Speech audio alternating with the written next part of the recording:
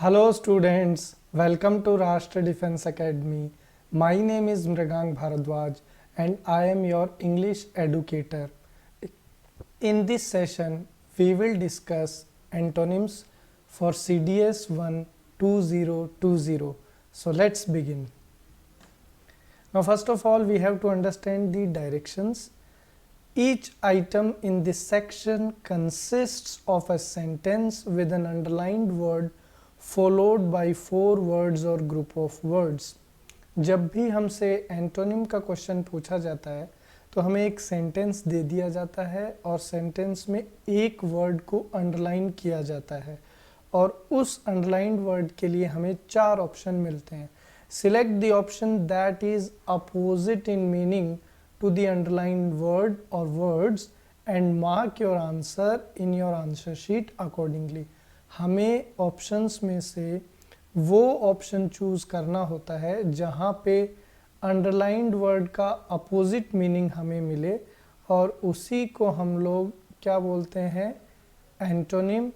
Hindi medium students ध्यान देंगे, antonym को हम लोग क्या बोलते हैं, विलोम शब्द.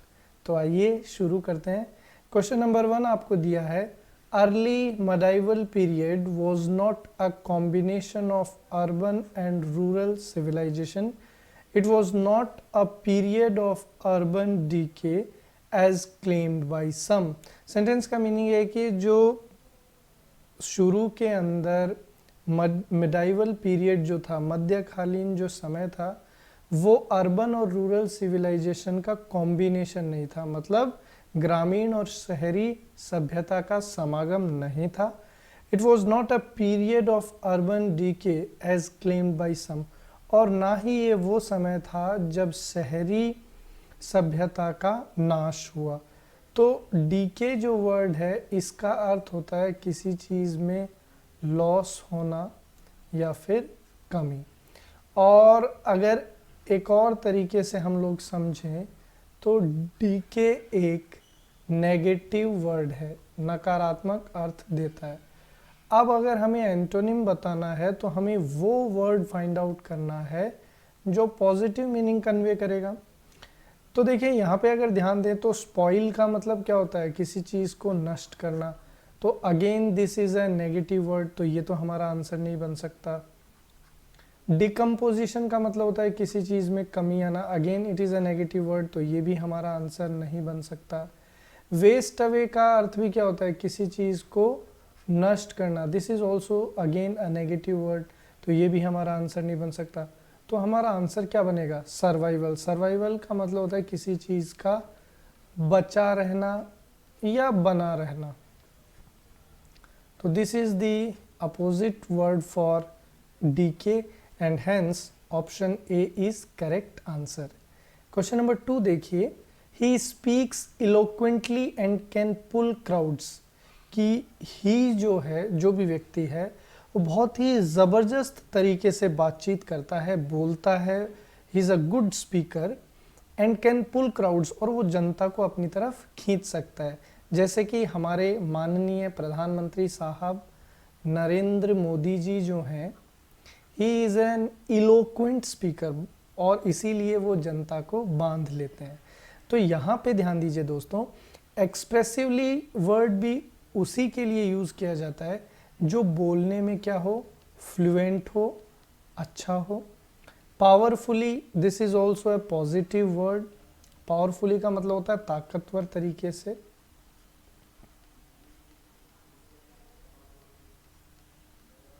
Fluently, this is also used for good speaking, कि आप बिना किसी रुकावट के धारा प्रवाह बोलें, that is known as fluently. तो ये तीनों एक तरीके से सेम ही कैटेगरी के वर्ड हो गए, तो ये हमारे आंसर नहीं बन सकते. हमारा आंसर क्या बनेगा, कन्फ्यूजिंगली, क्योंकि जो कन्फ्यूजिंगली बोलेगा वही अट्रैक्ट नहीं कर पाएगा लोगों को. And hence option A is correct answer. Question number 3 देखिए दोस्तों, everyone has to fight the inertia in the system. कि हर एक व्यक्ति को जो किसी भी सिस्टम में एक इनर्शिया आता है उससे फाइट करना पड़ता है. इनर्शिया का मतलब जब कोई भी एक्टिविटी ना हो, नॉट एक्टिव, ठीक है, तो आप हिंदी में इसको क्या बोल सकते हैं दोस्तों, निष्क्रिय भी बोल सकते हैं। ठीक है, तो अगर यहाँ पे हम ध्यान दें तो स्लगिशनेस ये लेजीनेस से रिलेटेड है, आलस से, तो कहीं ना कहीं सेम कैटेगरी के वर्ड हुए। Indolence is also related to laziness, torpor is also related to laziness, that means आलस्य। तो अगर हम लोग देखें तो एक्टिविटी, जब आप किस चीज़ की बात करते हैं, सक्रियता की बात करते हैं, और उस लिहाज से सी ऑप्शन हमारा करेक्ट आंसर होगा, क्योंकि नॉट एक्टिव का अपोजिट क्या हो जाएगा, एक्टिविटी। क्वेश्चन नंबर 4 देखिए दोस्तों, there is a need to promote philanthropy in education. ज़रूरत ये है कि हम लोग शिक्षा के क्षेत्र में फिलेंथ्रोफी को प्रमोट करें। फिलेंथ्रोफी का मतलब होता है दोस्तों दयालुता, या आप बोल सकते हैं उदारता। अगर इंग्लिश की बात करें तो फिलेंथ्रोफी के लिए आप वर्ड यूज़ कर सकते हैं काइंडनेस, आप वर्ड यूज़ कर सकते हैं बेनेवोलेंस, आप वर्ड यूज़ कर सकते हैं जेनरोसिटी। तो ये सारे सेम कैटेगरी के वर्ड है। तो यहाँ देखें तो चैरिटी भी पॉजिटिविटी से संबंधित है, इसी कैटेगरी का वर्ड हुआ। बेनेवोलेंस ऑलरेडी मैं बता ही चुका हूँ। लाइकनेस मतलब किसी चीज़ को, लाइकलीनेस सॉरी मतलब किसी चीज़ की पसंदगी। ठीक है, तो यहाँ पे एकमात्र नेगेटिव वर्ड जो हमारे पास है वो है नेस्टीनेस। नेस्टीनेस का मतलब होता है बेकार चीज़, ठीक है, क्रूरता से संबंधित। तो यहाँ पे सी ऑप्शन हमारा करेक्ट आंसर बनेगा। क्वेश्चन नंबर 5 देखिए दोस्तों, what we lack in the current times is compassion. आजकल के अगर समय की बात करें तो किस चीज़ की कमी हम लोग महसूस करते हैं, कंपैशन। कंपैशन का मतलब होता है दोस्तों दया भाव। तो इसके लिए एक और वर्ड आप ले सकते हैं काइंडनेस। तो कंपैशन बेसिकली पॉजिटिव वर्ड है, पॉजिटिव मीनिंग कन्वे करता है। इम्पैथी का भी मतलब यही होता है कंपैशन, तो this is also a positive word, तो ये तो एंटोनिम हो नहीं पाएगा। केयरफुलनेस मतलब सावधानी, तो this is also again positive. Indifference मतलब उदासीनता, ये नेगेटिव वर्ड है। और हार्डशिप मतलब कठिनाई, this is also a negative word.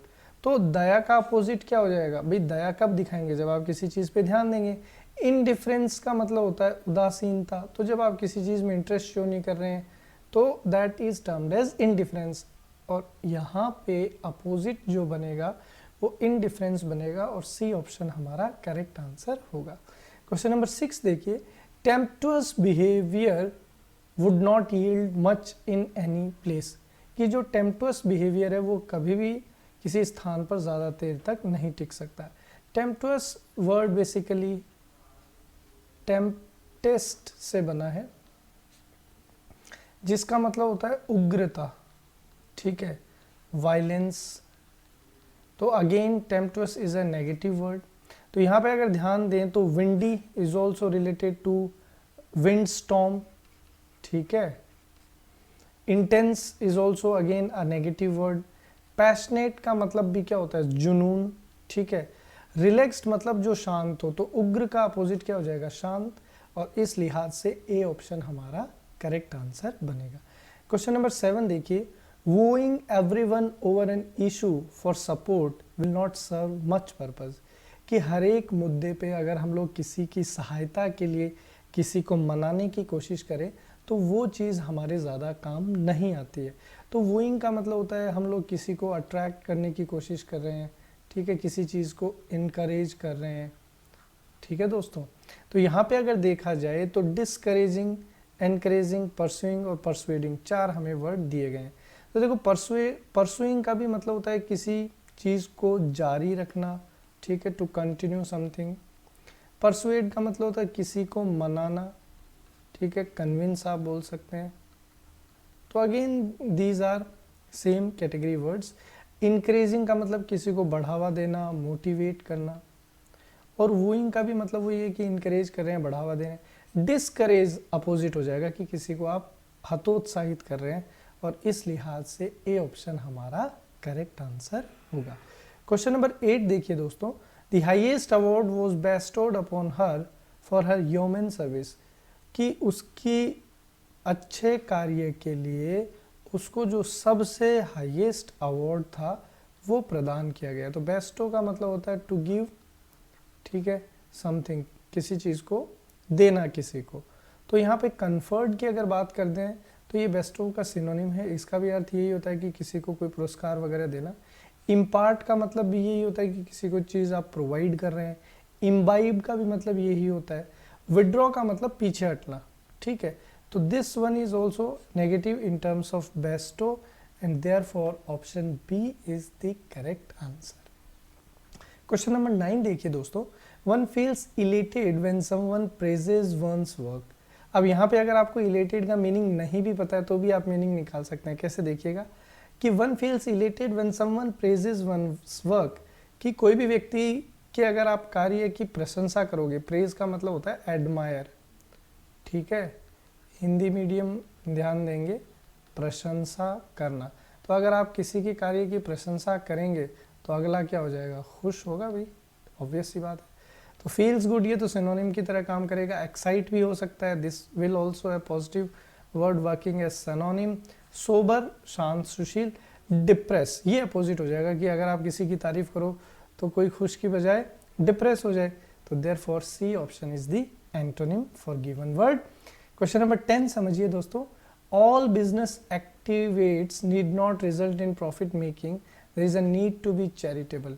ये एक्टिवेट्स नहीं है दोस्तों, यहाँ पे एक्टिविटीज़ होगा कि सारी बिजनेस एक्टिविटीज़ जो है ऐसा ज़रूरी नहीं है कि उनसे हमेशा आपको लाभ हो। There is a need to be charitable, हमें ये भी चाहिए कि हम लोग थोड़ा चैरिटी को भी टाइम दे। तो charity is a positive word, ठीक है, चैरिटी का मतलब होता है दान से संबंधित है। तो लीनियंट, मेलवोलेंट, अनफोर्सिन और ग्रेशियस। तो देखिए लीनियंट की बात करें तो this is a positive word. Lenient का मतलब होता है कि आप स्ट्रिक्ट नहीं है, ईजी गोइंग एटीट्यूड वाले व्यक्ति हैं।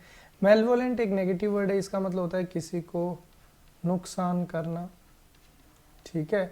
अनफोर्सिन मतलब जिसके बारे में आपको जानकारी ना हो। ग्रेशियस मतलब जो अच्छा हो, जेंटल हो। तो यहाँ पे एकमात्र जो नेगेटिव वर्ड है वो मेलवोलेंट है। और दान देते हैं तो आप किसी की मदद करते हैं, मेलवोलेंट से आप नुकसान कर रहे हैं। तो इस लिहाज से बी ऑप्शन हमारा करेक्ट आंसर हो जाएगा। Thank you so much students.